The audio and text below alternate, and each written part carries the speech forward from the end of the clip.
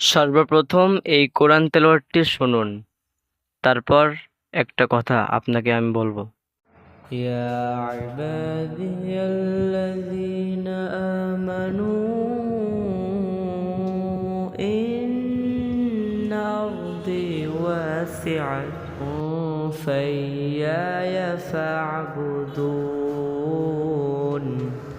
কুল্লু নাফসিন যায়িকাতুল